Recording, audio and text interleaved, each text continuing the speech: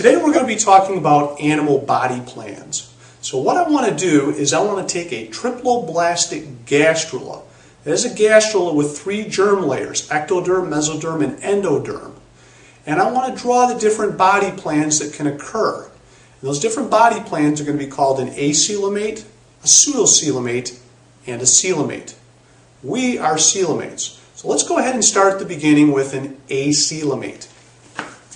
So I'm going to go ahead and draw this body plan. I'm going to draw a circle.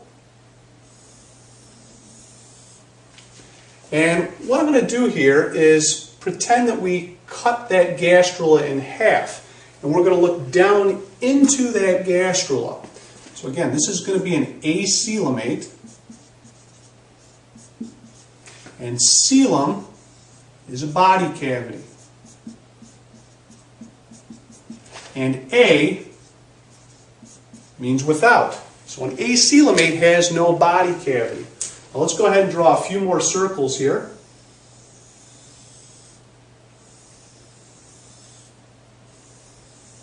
And these circles are going to represent layers of cells. And the outermost layer of cells is going to be the ectoderm, because ecto means outermost. Ectoderm. And then the next layer of cells is going to be the mesoderm. Meso means middle. So that's going to be the mesoderm. And the innermost layer of cells is going to be the endoderm. Endo meaning innermost or inner.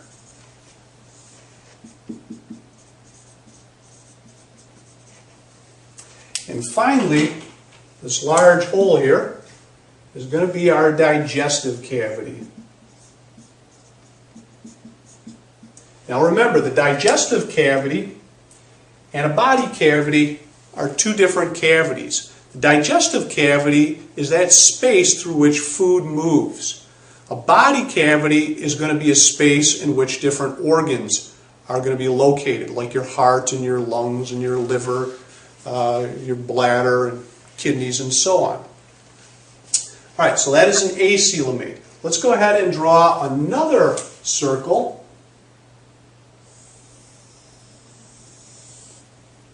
And this is going to represent a pseudocoelomate.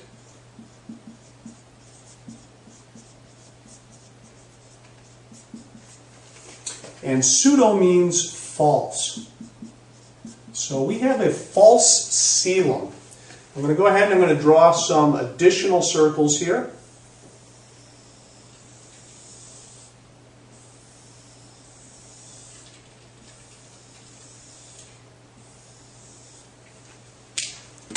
Again, the outermost layer of cells is going to be the ectoderm. The next layer of cells is going to be the mesoderm.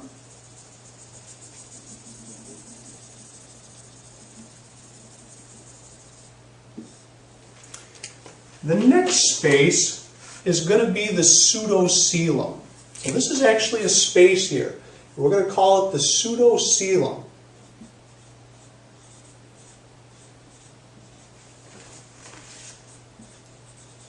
And it's often filled with a watery fluid, which we'll talk about in just a minute.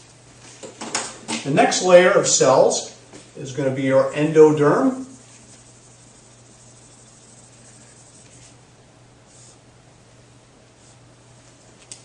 And then finally, your digestive cavity, right there. Now the pseudocoelom is a cavity that's going to be surrounded on one side by mesoderm and the other side by endoderm. And this cavity is usually going to contain fluid. Roundworms are an example of pseudocoelomates. Specifically, to give you an example, vinegar eels, which are actually a small roundworm. And these small roundworms, they had fluid here. And their mesoderm, which ultimately develops into muscle, When it contracts and squeezes, it squeezes this fluid. Just like if you were to squeeze a water balloon, that water balloon would actually move back and forth. And by squeezing this fluid, they actually cause their bodies to move back and forth in a thrashing type motion. And that allows them to propel themselves and move. It's not a very pretty movement, but it's effective for the vinegar eel. If we move on to the next body plan, that's going to be referred to as a coelomate. So I'm going to go ahead and draw another circle here. This is going to be our coelomate. And our coelomates are going to have a true body cavity. And we'll talk about that in just a minute. Let's go ahead and draw the rest of this structure. So I'm going to draw some half circles here. And then 2 inner circles. Again, the outermost layer of cells is going to be the ectoderm. The middle layer of cells is going to be the mesoderm. And this mesoderm is going to completely surround these 2 coeloms. So that's the coelom right here. It's actually partitioned into 2 coeloms in this case. And we're going to call that a true body cavity because these coeloms here are completely surrounded on all sides by mesoderm.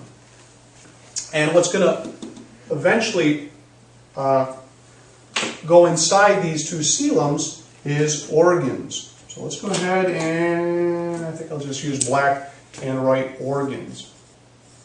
The organs are going to develop in here.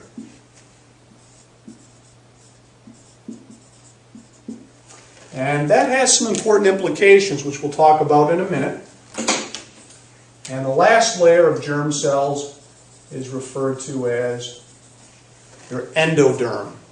And then finally, your body cavity right in the middle. I'm sorry, your digestive cavity right in the middle. Let's go ahead and label that digestive cavity.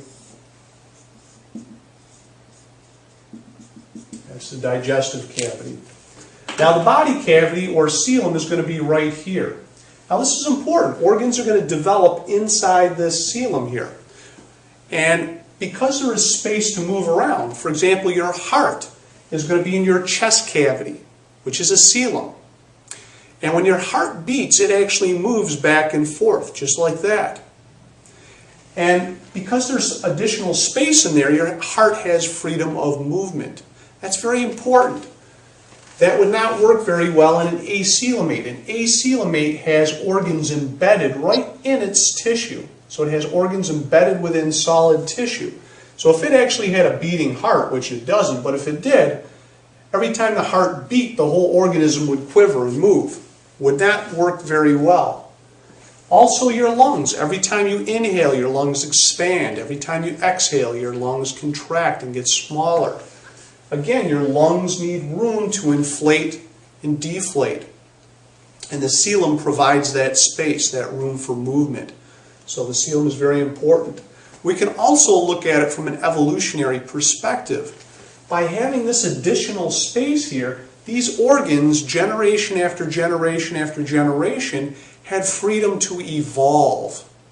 And nature had freedom to try different shapes, different sizes of organs here, different things, without huge ramifications.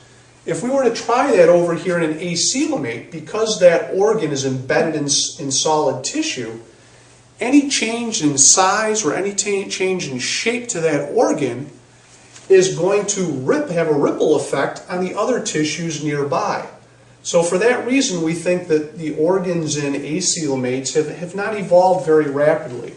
But coelomate organ systems have evolved very rapidly and to a very high degree.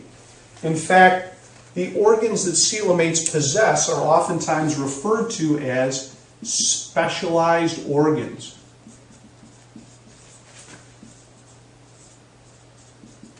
And these organs perform a particular function, and they perform it very well. For example, your kidneys.